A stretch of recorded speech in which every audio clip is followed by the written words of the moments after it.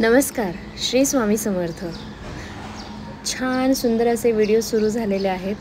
खूप टाईम झाला आहे मी व्हिडिओ रेकॉर्डिंग करता येत नाही आहे, मला या दोघींमध्ये वेळच मिळत नाही।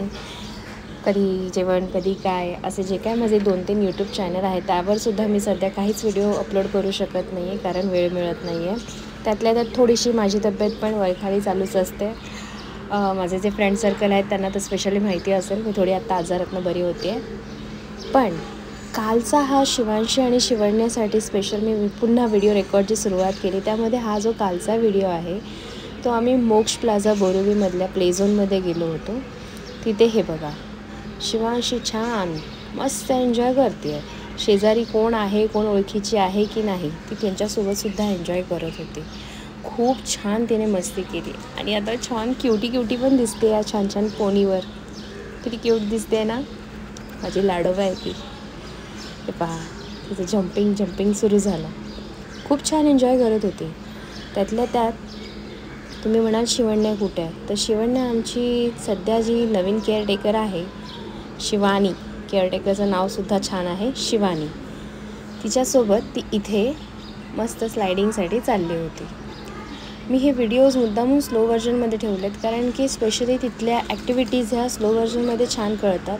फास्टमध्ये झुपझाप होऊन जातं आणि मग नंतर कळतच नाही की मुलं काय एन्जॉय करत आहेत काय नाही। जर बाय मिस्टेकली तुम्ही कोणी माझे व्हिडिओ पाहिलेत तर तुम्हाला कळेल की हे स्लो व्हर्जन करण्याचं मुद्दामून कारण काय आहे।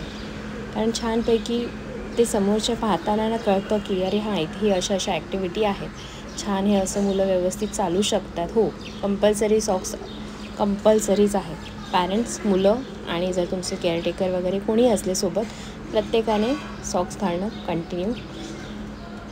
आणि हे नंतर इथे 2-3 दादा ताई बसलेलं बघून शिवण्या जरा उत्सुक झाली आणि हे पहा, शिवण्याला मी स्लाईड करून खाली आणलं। आता पुन्हा त्या एका दादाला सांगितलं आम्ही आमचा व्हिडिओ बनवायला। हे बघा, स्विंग आणि दोघीजणी अशी, आणि माझी शिवांशी हळू ती येत होती पण पोटात गोळे माझ्या येत होते। हे बघा, छान खूप मस्त असं एन्जॉय करत आम्ही पुन्हा त्या जंपिंगवर, कारण शिवांशी आणि शिवण्याला ते खूप आवडलं होतं। तिथे सारखं एन्जॉय करायचो आणि मग पुन्हा त्याच्याच बॅकसाईडने जो रोड होता छोटासा, तिथे एक झोपाळा पण आहे। त्या झोपाळ्याचा व्हिडिओ नक्कीच असेल याच्यामध्ये, तो व्हिडिओ एक छान आहे।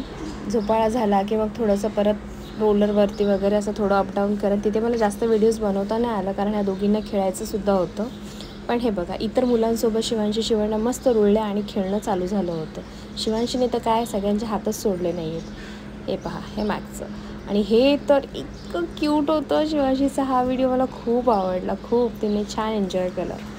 हे पहा, आता मी तो जो वरून गेलेला व्हिडिओ होता तो मी त्याला आता इथून खालून पुन्हा रेकॉर्ड केला आणि तो स्लो व्हर्जनमध्ये, म्हणजे आपलं बाळ तिथे किती एन्जॉय करतं आहे हे स्पेशली पाहण्यासाठी मी ते छान असं स्लो रेकॉर्ड केलं। हे बघा, वाव।